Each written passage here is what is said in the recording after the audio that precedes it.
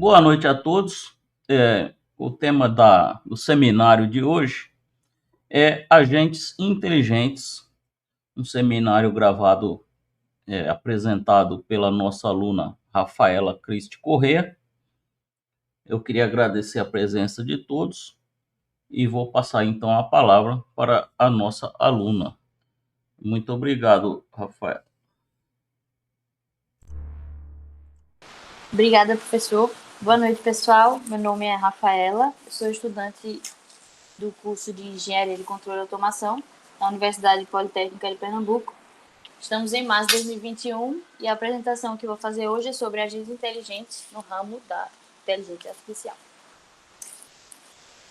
Para começar, como introdução, a definição de agente inteligente é um recurso autônomo que tem capacidade de atuar diretamente em ambientes com os dados que foram dados ou que ele aprendeu ao longo do seu percurso para realizar operações que foram designadas para ele. Com isso, ele tem 3 elementos básicos, que é o sensor, que representa o ambiente, que interpreta o ambiente através de sensores, ou seja, são os olhos, entre aspas, os olhos e tudo que ele consegue sentir e interpretar do ambiente. Tem o agent function, que processa as informações obtidas e dá o retorno para o actuator, que atua de acordo com a função que foi designada e as decisões que foram tomadas pelo agente. Comparando um agente inteligente com o ser humano, o ser humano também tem sensor, função e atuador, que representa como o sensor, ele tem as mãos, os pés, os olhos, todos os sensoriais que o ser humano pode ter, ele interpreta no seu sistema, pelo cérebro e assim vai todos os sistemas que ele tem, e atuador, que também são o mecanismo do ser humano, como a voz, as mãos e os pés. E esses são os sistemas de percepção e respostas, né, do ser humano, que a gente pode tentar representar isso para criar um agente inteligente, mais próximo do ser humano.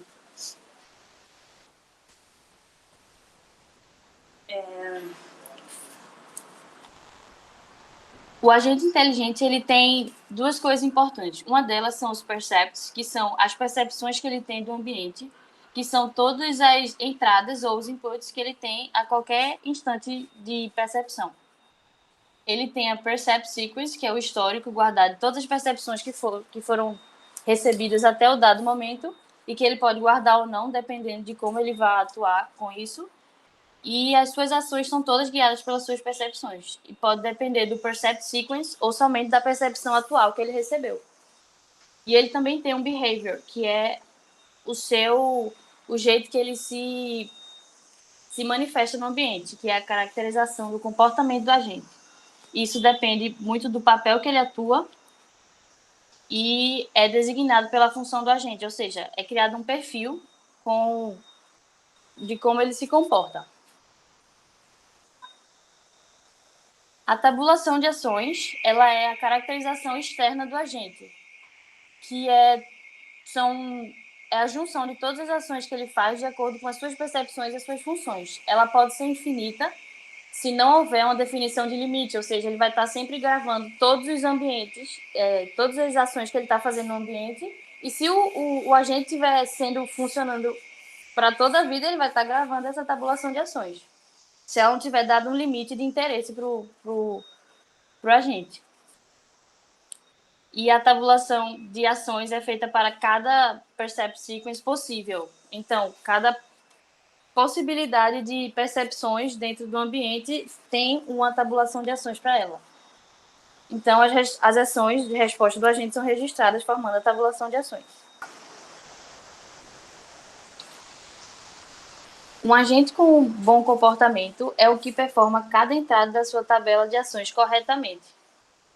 Ou seja, ele precisa dessas 4 informações atuando perfeitamente para que ele tenha um bom comportamento e seja, enfim, racional. Ele precisa de uma medida de performance, precisa acumular informações, precisa aprender com essas informações e, enfim, ser racional. Essa medida de performance, ou a performance measure, é quando o agente é colocado em um ambiente, ele gera uma sequência de ações que faz que o ambiente passar por uma sequência de estados. Ou seja, é a reação do ambiente no estado, é a reação da gente no ambiente fazendo ele mudar de estados para poder chegar no estado que ele deseja. E aí, se a mudança for desejável, o agente teve uma boa performance. Então, essa performance measure é uma noção de desejabilidade capturada por essa performance measure que atualiza a cada segundo e ela está sendo avaliada os estados do ambiente para poder retornar se isso foi desejável ou não para o agente. Em regra geral, como eu anotei aqui, uma observação, essa performance measure ela é individual a cada agente e circunstância do ambiente. Não tem como ter uma performance measure básica para todos os agentes se o desejável de mudança de estados ou o estado desejável que quer chegar são totalmente diferentes, as circunstâncias sempre são diferentes e o agente age diferente de acordo com elas. O conceito de racionalidade em qualquer momento, ele também precisa dessas quatro medidas para poder ser racional. Ele precisa da sua performance measure, ele precisa de um certo conhecimento prévio do ambiente e as ações que ele pode performar e a sua percept sequence, para ele poder buscar sua autonomia e ser racional. Então, para resumir, para cada percept sequence, um agente racional deve selecionar uma ação que possa maximizar sua performance measure, dadas as evidências fornecidas pela percept sequence e a qualquer conhecimento embutido do que o agente tenha. Ou seja, ele precisa juntar tudo isso e interagir, que todas essas informações interajam perfeitamente para ele poder ser racional. Então, como exemplo, tem aquele aspirador de pó inteligente. Se ele tem uma medida dessa a menos, ele já não vira racional, porque, por exemplo, se ele não tem um conhecimento prévio do agente ou as ações que ele pode performar, ele termina entrando em um loop que vai ficar sempre esperando por informação e ele não vai ter. Como exemplo, a gente pode considerar dois casos extremos que funcionam perfeitamente bem, mas eles são bem diferentes, que é o agente saber tudo antes, saber tudo a priori, e ele não vai precisar buscar e nem aprender o tempo todo, ele só age corretamente, mas ele é mais frágil e reativo e falta um pouco de autonomia. Ou também ele pode ter somente conhecimentos prévios parciais ou incorretos que façam ele aprender a cada momento ou a cada rodada de mudança de estado do ambiente. Então, mas de qualquer forma, os dois não precisam ter uma autonomia inicial totalmente garantida, porque a intenção é que faça com que o agente aprenda de acordo com as suas ações. Então, no começo, ele vai ter ou reações diretas ou aleatórias, para que ele possa aprender com essas suas ações e reações do ambiente, para poder garantir a sua autonomia.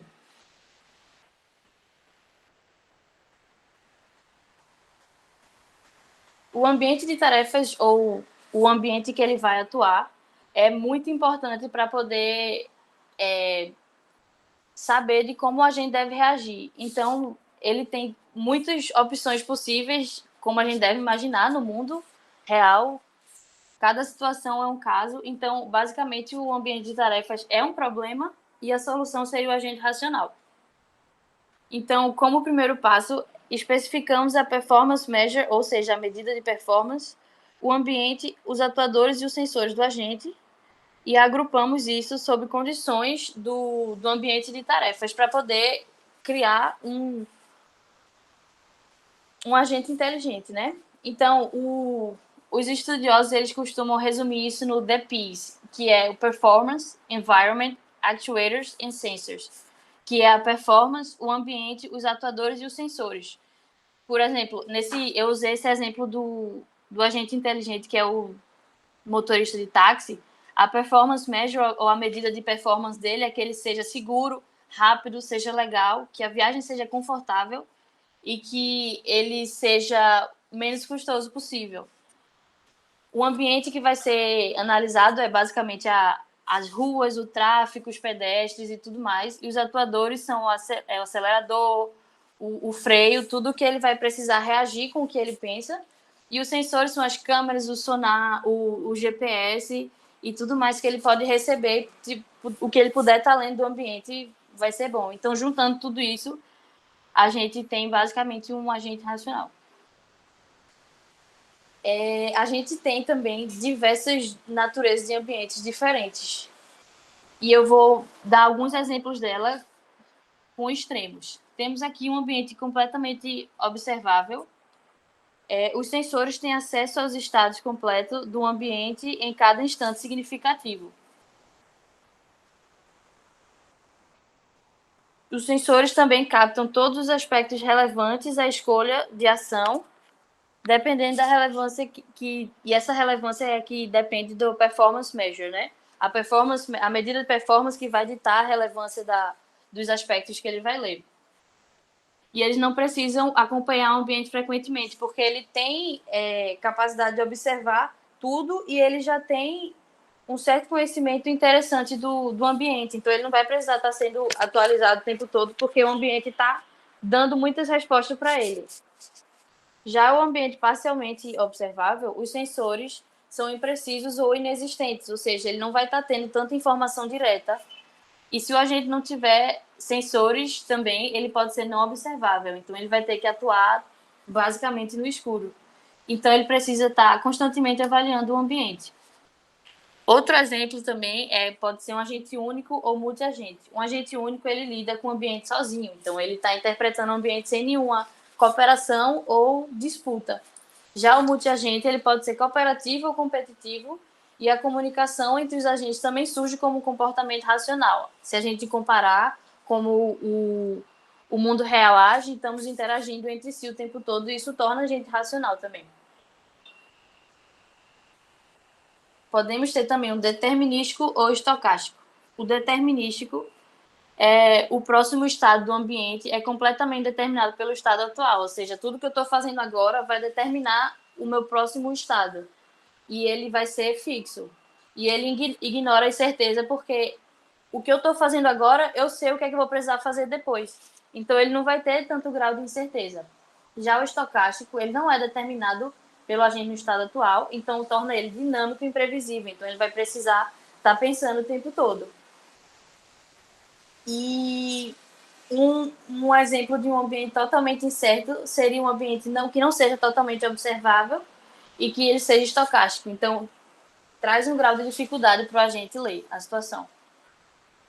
Temos também o episódico e sequencial. O episódico, a experiência do agente é dividida em episódios atômicos, ou seja, tudo que eu estou fazendo aqui agora, e depois ele separa cada passo a passo. Ele não vai estar pensando macro de tudo que ele precisa fazer. Ele vai ter missões curtas e diretas. Cada episódio performa individualmente de acordo com a percepção atual, ou seja, ele não vai estar lendo uma percept sequence, ele vai estar recebendo e agindo de acordo com o que eu tenho, e o próximo não depende dos passados, como o atual não influi nos próximos estados do ambiente. Já no sequencial, a ação atual pode afetar as próximas e torna isso mais complexo, porque ele precisa de um planejamento, ele precisa pensar em situações a longo prazo. Temos também o estático e o dinâmico. O estático, o ambiente não muda enquanto o agente age. E ele não precisa explorar o ambiente constantemente e esperar por respostas. Ele vai ter um ambiente estático, ele vai fazer o que ele precisa fazer e fica por isso mesmo. Já o dinâmico, o ambiente pode mudar de acordo com as ações do agente e ele fica continuamente considerando sobre o que deve fazer. Ele precisa estar sempre lendo o ambiente e suas mudanças para poder escolher as suas próximas ações. E enquanto ele não houver decisões, ele não faz nada, porque ele não pode decidir de acordo com o estado que ele não está lendo. Então, ele não ia chegar em nenhum tipo de decisão, ele não ia ter uma escolha para fazer sem estar vendo o que ele está precisando fazer. Licença, eu vou tomar um pouco de água.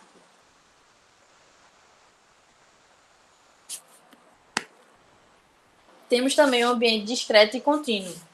O discreto tem uma quantidade finita de ações, então ele é bem limitado. Já o contínuo, ele não tem como enumerar as ações performadas e os dados desconhecidos mudam rapidamente. Ou seja, o contínuo representa mais a vida real, né? Porque as situações estão sempre mudando e elas são muito grandes e vastas. Não é como um agente jogado num ambiente, ele faz 4 ações e termina e resolveu o problema. Os ambientes também podem ser conhecido e desconhecido. No ambiente conhecido, todos os resultados são dados ao agente. Todos os dados do ambiente são dados ao agente. Então, ele sabe tudo o que tem para saber do ambiente. Já o desconhecido, o agente precisa aprender o funcionamento do ambiente e tudo como o ambiente reage e a mudança de estado de acordo com que o agente está influindo no ambiente. Aqui tem exemplos de agentes inteligentes e os ambientes que eles atuam. Por exemplo, tem o taxi driving, que foi a opção que eu falei antes, que é o dirigidor do táxi inteligente. Ele tem um ambiente parcialmente observável, porque por mais que ele saiba que a rua é dessa forma, ele não sabe qual é as próximas ruas, ele só está vendo o que ele está vendo agora. Então, não é totalmente observável todos os caminhos que ele vai seguir. Ele é multiagente porque ele tem outros carros, ele tem pedestres, ele tem várias pessoas, tanto colaborativo quanto competitivo, porque, por exemplo, os carros vão tentar colaborar e seguirem um tráfego comum para que ninguém se influencie na rota de ninguém, mas, por exemplo, se tiver que disputar uma vaga para estacionamento, ele termina sendo competitivo. Ele também é estocástico porque as ações não vão ser determinísticas, então as ações vão estar influenciando uma nas próximas. E ele é sequencial, ele não vai estar escolhendo apenas uma ação por vez, ele vai estar fazendo várias ações, como ele vai ter que estar checando o retrovisor, ele vai ter que estar seguindo, ele vai ter que ver se o carro da frente não parou.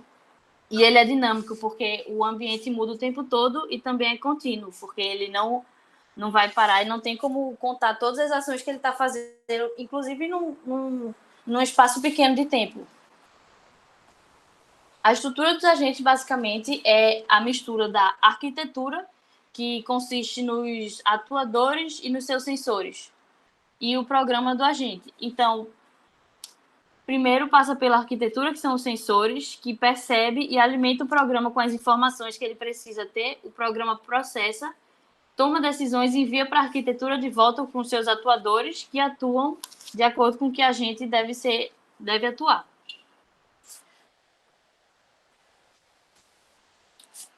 Só um segundo. O programa do agente basicamente recebe uma percepção atual e retorna uma ação. E é diferente de função do agente, porque a função do agente pega todo o histórico de percepções e cria um perfil. Já o programa, ele pega o percepto atual. O programa ele vai ler uma entrada e vai retornar uma saída. Se o agente tiver que depender de toda a sequência para atuar, ele vai ter que lembrar de todo o seu percept sequence, ele vai precisar de toda a história para poder processar. Ele não vai poder receber só um, ele vai ter que ter algum lugar para armazenar todas as suas ações. E para construir um agente racional, o designer tem que fazer uma tabelação mais completa possível que contenha ações apropriadas para cada possibilidade de sequências. Só que o problema disso é que a abordagem baseada na tabelação de ações, tipo, se ele realmente precisar guardar todas as possibilidades possíveis, é muito fracassada porque é inviável e não vai ter espaço para guardar tudo isso. O designer não vai ter tempo de pensar em todas as possibilidades possíveis e o agente não teria capacidade de aprender tudo isso e responder uma resposta correta diante de tanta informação. Mas a diferença é que ele é bem preciso, né? Se você tiver muitas informações de tipo, isso é verdade, isso não é verdade, ele vai responder com precisão. A chave seria descobrir como fazer um programa com comportamento racional, com o menor programa possível, preferivelmente é uma vasta tabulação de ações. Ou seja, se eu tiver um programa menor que consiga interpretar e tomar decisões de acordo com as poucas verdades que eu dou para ele, torna ele racional e eu não preciso ter que dar todas as possibilidades do mundo que ele precise interpretar. Os tipos de programação de agente, um deles temos o Simple Reflex Agent, que ele é mais simples, é o tipo mais simples de agente, para ser sincera, e ele seleciona ações baseadas na percepção atual, ignorando todo o histórico. Isso torna ele mais reativo. Ele pode ocorrer mesmo em ambientes mais complexos. Um behavior dele, ou um jeito que ele se comporta, é a Condition Action Rule, que significa que são regras de se, então, ou if, then, que são processamentos ligados às condições. Ou seja, se... Usando o exemplo do táxi, por exemplo, se o carro da frente está freando, então comece a frear. Então, é extremamente reativo. É o interpretador de propósito geral. Então, em qualquer ambiente, se você tiver uma leitura de se você vê isso, você faz isso, você pode colocar em qualquer tipo de ambiente. E ele tem uma abordagem geral e flexível e é primeiro construir o interpretador de propósito geral, né? Então, tipo assim, se eu fizer algumas verdades básicas, como eu expliquei antes, ele vai reagir a qualquer tipo de programa. Agora, o problema é que, como eu falei antes da situação de um ambiente não observável, ele pode cair em um loop infinito se ele for privado de uma única informação. Se ele estiver dependendo de informações básicas como onde eu estou, o que eu preciso fazer, se ele faltar alguma das informações básicas dele, ele já não consegue pensar, porque ele vai ser reativo, ele vai estar sempre esperando um sim ou não que ele precisa seguir. Aqui tem um esquema de como funciona, né? O primeiro quadro é o agente e o segundo é o ambiente. Então, pelos sensores, o ambiente manda informações para o agente, que ele tem uma percepção de como o mundo é agora, que manda diretamente para o que eu devia fazer agora, que essa decisão do que eu devo fazer agora é selecionada por essa Condition Action Rules, ou seja, ele vai ler, vai interpretar e vai dizer o que é que ele deve fazer, manda para os atuadores a sua decisão e os atuadores atuam diretamente no ambiente. Aqui é um programa básico, uma função básica que ele vai ter uma percepção e vai retornar uma ação. Então, ele vai jogar no estado do ambiente, ele vai ter uma interpretação, então a regra vai ser o estado com as regras que o estado tem, ou seja, as ações que ele precisa fazer, e a ação vai retornar uma ação que dependa das suas regras do estado que ele recebeu.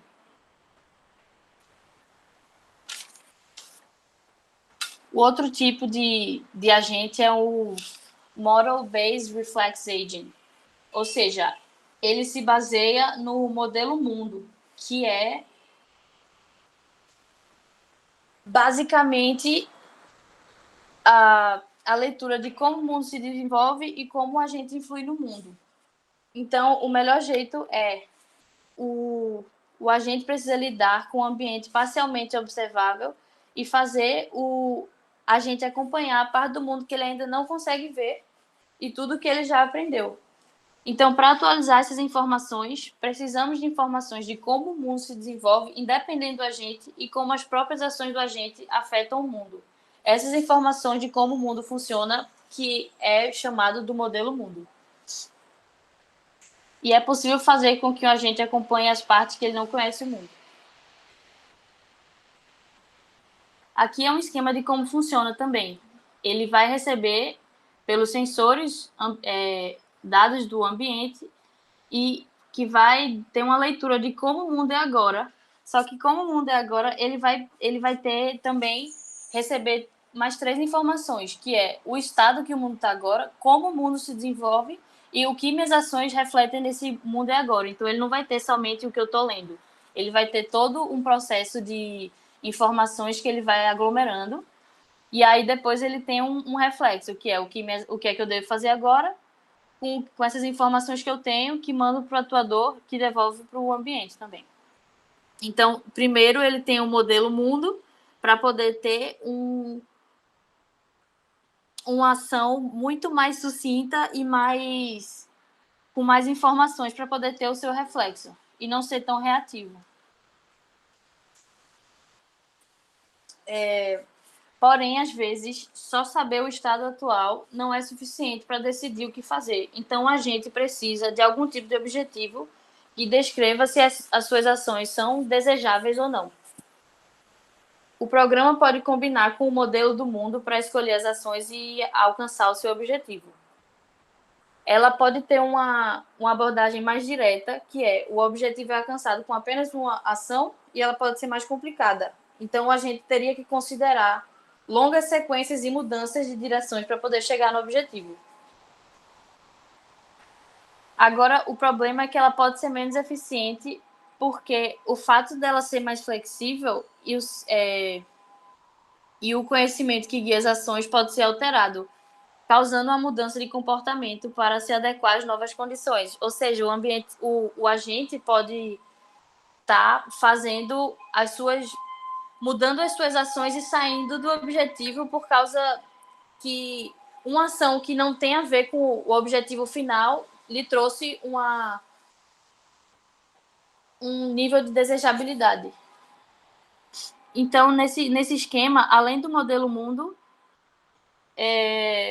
ele vai ter mais outra recepção, que é o que vai ser se eu fizer essa ação. Então, ele vai precisar saber se isso vai ser útil. Então, quando ele chega no que eu devo fazer agora, ele precisa ler se isso aqui é o objetivo que eu quero chegar, que retorna para o atuador. Também tem o Utility Based Reflex Agent, que ele é baseado em sequências de ações que vão levar ao objetivo, que refletem como distinção bruta entre satisfeito e não satisfeito. Ou seja, o problema do goal-based é que ele é muito sim ou não, preto no branco, porque se ele reflete uma ação e faz uma reação, ele vai responder, isso foi bom, isso não foi bom, só que no mundo real não é assim. É muito difícil, às vezes, chegar em certas situações, como a gente sabe também que termina sendo custoso e termina sendo caro para chegar naquela ação. Então, ele precisa de um nível de utilidade e desejabilidade para poder chegar e percorrer um caminho muito mais útil, como ele mesmo usa. Então, a Performance Measure, que é a medida de performance, deve fazer uma comparação dos estados diferentes do mundo de acordo com o nível de satisfação que dariam a gente.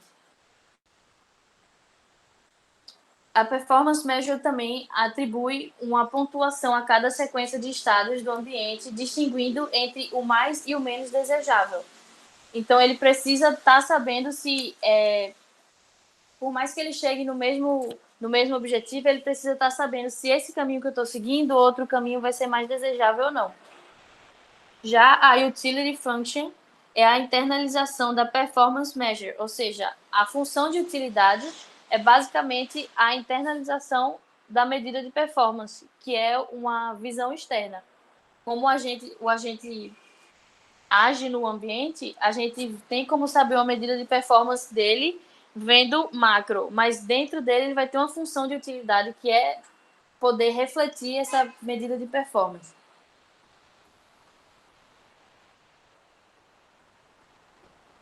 Ela é importante quando os objetivos entram em conflito e apenas algum deles pode ser alcançado. Então, a função de utilidade explica qual compensa mais na determinada situação. Ou então, quando tem vários objetivos que a gente pode desejar e nenhum desses pode ser alcançado com certeza. Então, a função de utilidade fornece uma maneira de pesar as probabilidades e tentar descobrir de alguma forma qual seria mais custoso, qual ia pesar mais de chegar e como ia ser menos difícil de chegar no objetivo. Isso é importante, né? Porque no mundo real a tomada de decisões é muito incerta. Não tem somente um objetivo só sim ou não. As decisões e caminhos têm bastante variáveis. Um agente que aprende é um agente com habilidade de aprender que pode operar em ambientes inicialmente desconhecidos. Ou seja, se você colocar um agente com algum tipo de programação básica, se ele chega num ambiente desconhecido e ele tiver a capacidade de aprender, ele pode performar e dar um retorno interessante se ele tiver a capacidade de aprender. E ele tem 4 componentes importantes que tornam ele um agente que aprende. É um Learning Element, um Performance Element, o Critic e o Problem Generator, que basicamente são quando chega a leitura para os sensores, ele dá para o crítico que ele tenta dizer isso é importante, isso não é, dá essa informação para o Learning Element, que muda a Performance Element, que também devolve essa informação para o Learning Element. Ou seja, isso aqui é basicamente a cabeça do agente, que ele vai estar sendo atualizado sempre e sabendo o que deve ser feito e o que não pode fazer. E ele também dá essas informações para o Problem Generator, que ele vai sempre estar supondo situações para o Performance Element, que ele pode tentar descobrir novos problemas ou rotas menos custosas. Então, basicamente, o Learning Element ele é responsável por fazer as melhorias e ele usa os feedbacks do Critic em como a gente está indo em determinada performance e como ele poderia melhorar para atuar melhor. Ele também permite o agente aprender com experiências anteriores. Já o Performance Element, ele é responsável por selecionar ações externas e ele decide, ele toma percepções e decide como agir de acordo com elas. Já o crítico, ele fala para o Learning Element, que é a cabeça, como a gente está se saindo em relação a uma performance standard, que é um padrão de desempenho que deve ser fixo. E é necessário porque as percepções em si não são parâmetro de sucesso. Ou seja, é importante ele ter um crítico um conjunto de críticas que digam se o agente está performando bem, porque somente a medida de performance não quer dizer que ele está funcionando bem, que ele está sendo racional e pensando como ele pode agir do melhor jeito possível. O performance standard sempre deve ser fixo, porque pode ser considerado como um conceito exterior ao agente, como alguém que está vendo de fora. Então, ele precisa ser fixo para que o agente não modifique as suas ações e as suas programações para se adequar ao próprio comportamento. E ele dá um alto retorno, um retorno para si mesmo de que está dando tudo certo. Então, tem que ter uma base de dados e informações fixas que precisam estar sempre manejando o próprio crítico. Já o gerador de problemas, ele é responsável por sugerir ações que vão levar para novas experiências informativas e úteis ao agente. Para o agente explorar mais um pouco e fazer algumas ações que talvez não sejam ideais no momento, mas que possam levar a descobrir ações muito melhores a longo prazo. Ele seria, por exemplo, como a gente estava falando daquela situação do jogo que ele não conhece, então a gente ia sempre tentar fazer caminhos para poder descobrir a melhor pontuação. Então, esse gerador de problemas seria basicamente a intenção que eu tive de ir para estados maiores e tentar fazer uma pontuação maior, que poderiam me trazer por hora uma pontuação menor, mas se eu descobrir que a longo prazo isso vai me dar uma pontuação maior, ele vai retornar isso para o elemento de performance e ele pode aprender com isso. Senão ele ia ficar sempre fazendo as ações que ele acredita ser melhor, tendo a possibilidade de ter algo mais útil. A aprendizagem em um agente inteligente pode ser resumido em um processo de atualização de cada componente do agente para trazer eles em mais concordância com o feedback disponível, melhorando o desempenho do agente sempre. Temos também a representação dos estados ao longo de um eixo de complexidade crescente, né? Isso são distinções básicas entre várias maneiras que os componentes podem representar o ambiente em que o agente habita. A primeira delas seria bem básica, que ela é a atômica, e ela teria somente um átomo de sabedoria. Os estados são indivisíveis e não possuem estruturas internas, ou seja, é um único átomo de sabedoria, como nesse caso aqui, nessa imagem, temos um estado B e um estado C. Eles são completamente diferentes, porque eles só têm uma única medida de verificação. Então, ou ele é um estado C ou ele não é. Já a fatorada, ela tem mais preocupações e implicações do que apenas o estado atual. O estado é separado em um set de variáveis que podem ter valor ou não. Enquanto dois estados atômicos não têm nada em comum, dois estados fatorados podem compartilhar alguns atributos e outros não, como nessa imagem aqui. Eles têm essa bolinha preta, tem a bolinha branca, que podem ser umas variáveis simples. Essas duas são iguais, essas não são. Então, a gente consegue ver e consegue modificar um estado para chegar no outro. É muito mais fácil de chegar de um estado para outro e mudar diretamente no que eu preciso mudar. Como, por exemplo, eu sei que essa bolinha tem que ficar branca para poder ficar igual a essa aqui tem que ficar preta, eu preciso preencher mais informações aqui. Então, é mais fácil de trabalhar. Já a estruturada, ela considera vários objetos e suas variáveis relações. Ou seja, entendendo o mundo como tendo coisas que são relacionadas às outras e não apenas as variáveis do seu valor. Então, não tem como ser somente uma variável que é sim ou não. No mundo real, a gente tem variáveis que influem uma nas outras e que dependem uma das outras.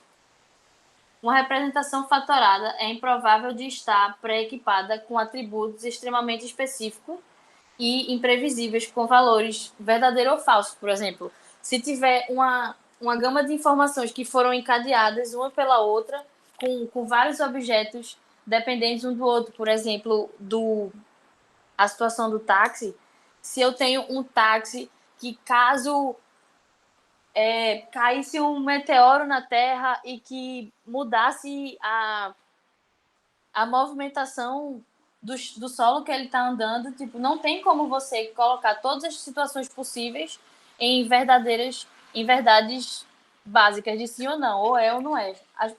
Então, a estruturada, ela faz objetos que são interdependentes e coligados uns aos outros, que eles possam se influenciar e eles possam criar novas situações e novos meios se juntados como não objetos únicos. Então, vários objetos e suas variações de relações podem ser descritos explicitamente. Então, quase tudo que o ser humano expressa em linguagem natural diz respeito a objetos e suas relações. Então, isso reflete muito mais as situações reais que podem estar acontecendo no dia a dia, né? Então, esse nível de complexidade é um aumento de expressividade, ou seja, aumentar mais as informações e trazer mais para a realidade. Então, aumentando a expressividade de uma representação do ambiente pode captar cada vez mais dados e ser mais concisa. Porém, por outro lado, à medida que essa expressividade e a complexidade do ambiente aumenta, a representação, o raciocínio do agente se torna cada vez mais complexo. Então, é muito mais difícil você criar um agente. O mais fácil seria criar um agente reativo, mas ele não é tão racional e não é tão útil de acordo com os problemas reais do mundo, né? Então, para conseguir os benefícios das representações expressivas e evitar as desvantagens, os sistemas inteligentes para o mundo real podem precisar operar em todos os pontos ao longo do eixo de expressividade simultaneamente. Então, basicamente, para você criar um agente inteligente, ele precisa saber o que é que ele pode tratar como reativo, o que é que ele pode tratar como estados atômicos, como ele pode, as variáveis que não precisam de tanta complexidade, ele pode tratar como ambientes fatorados. Então, se ele conseguir agir de acordo com separar cada situação com cada estado que ele pode agir, ele se torna um agente inteligente. E é isso.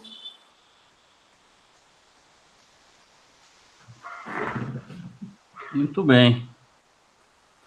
Encerrou? Posso encerrar? Encerrou. Tá bom. Dá um stop na apresentação, por Vou dar um gentileza. E eu agradeço aí a participação, ficou bem completa, né? Envolveu bastante assunto aí. E esse último de representação de conhecimento poderia até estar em outra separadamente, mas ficou muito bom. Então eu vou encerrar aqui a gravação. Muito obrigada.